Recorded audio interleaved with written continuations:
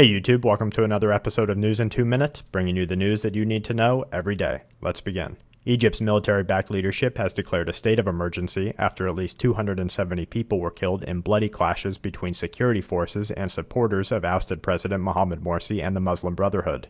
The heavy death toll caused the country's vice president to resign, saying that he could not bear responsibility for decisions that he does not agree with and whose consequences he fears. Police and the military have blocked all major roads and are reportedly firing at anyone trying to pass the blockade after instilling a nighttime curfew and military law, which allows the immediate arrest and indefinite detention of those in violation of the order. Researchers at the University of Edinburgh have released a comprehensive study linking methicillin-resistant Staph aureus to cattle from strains that developed in livestock over 40 years ago. The study is available on the Plus One website, where researchers provide clear genetic evidence of subtypes of the superbug MRSA, which has jumped from cattle and developed the capacity to transmit widely among humans.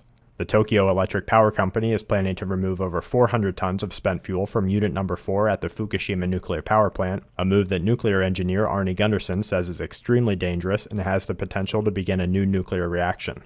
Chemical weapons inspectors for the United Nations will travel to Syria immediately for a period of up to 2 weeks after the country agreed to strict safety and protection measures. The humanitarian aid group Doctors Without Borders will begin pulling out of Somalia, citing the inability to withstand the risks that are associated with operating within the country.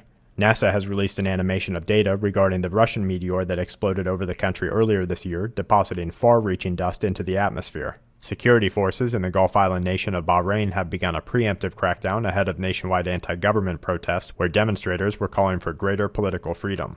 A large coronal hole is seen here as it was captured by NASA's Solar Dynamics Observatory. The hole in the sun is a region where magnetic fields are open and solar wind is streaming out into space, where current models show that Earth will begin to feel the effects from the solar wind as early as today.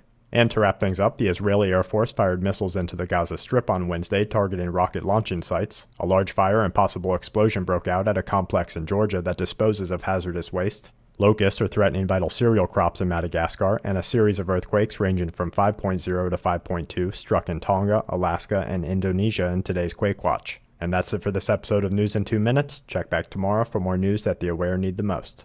This week's News in 2 Minutes is brought to you by SHTFplan.com, where even the officials go for news, and SQmetals.com for all your precious metal needs.